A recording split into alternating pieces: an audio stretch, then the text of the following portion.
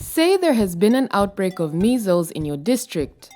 The outbreak has been investigated and confirmed, and now the national level has determined a response. As a district manager, you will help implement the response and use the findings from your investigation to develop an appropriate action plan. If you do not respond quickly and manage the response to the outbreak, the disease could spread.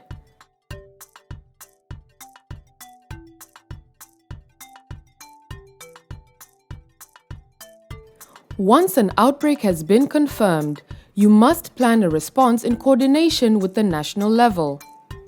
The response will depend on a range of factors including the disease, risk for spread, available resources, and current national policies on outbreak response. In this video, we will look at the activities involved in planning an outbreak response as early as possible, managing the outbreak, alerting necessary people of the outbreak, searching for unreported cases, and when needed, launching additional corrective measures and immunization activities. Given the urgency of the situation, some of these steps can be done at the same time. First, manage and treat any cases that have been identified in the outbreak. Make sure staff is adequately trained to treat and manage known cases following national guidance. For example, in a diphtheria outbreak, all cases should be treated with antibiotics. As a manager, you may need to provide clear guidelines and hold briefings with staff in affected areas. Also, set up control measures as soon as you have confirmed the outbreak through investigation. These measures are specific to the targeted disease, but generally involve isolating existing cases to prevent additional spread. You should also alert higher levels, facilities, and communities that there is an outbreak. As soon as an outbreak has been confirmed, notify the next higher level of your immunization program and request any necessary supplies or support. Alert health facilities in your area and in nearby areas so they can be on the lookout for new cases. Offer adequate resources for facilities to carry out treatment and preventive actions.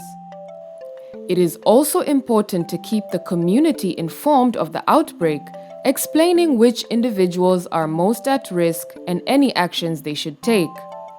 Clear and concise communication will help ease concerns and encourage cooperation. Search for any new cases of the disease by intensifying your active surveillance efforts.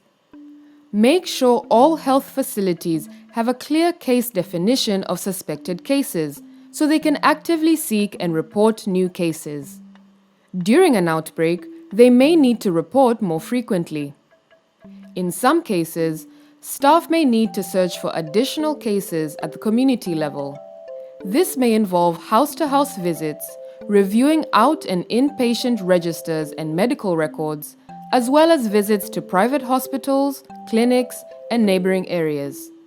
Ensure that surveillance staff investigate and collect data from each suspected case using the standardized disease-specific case investigation form.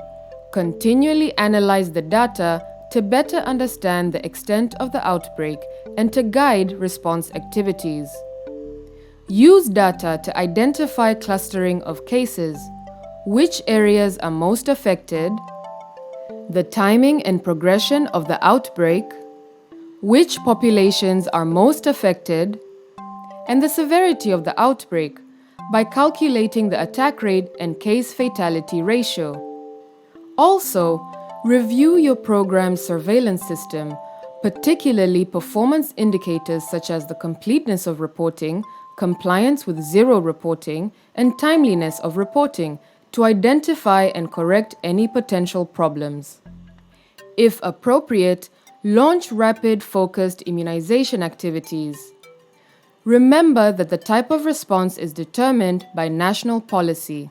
The decision to launch an immunization response is determined at the national level. The outbreak response is disease-specific. For some diseases such as polio, Global policy recommends urgent, large-scale supplementary immunization activities, or SIAs.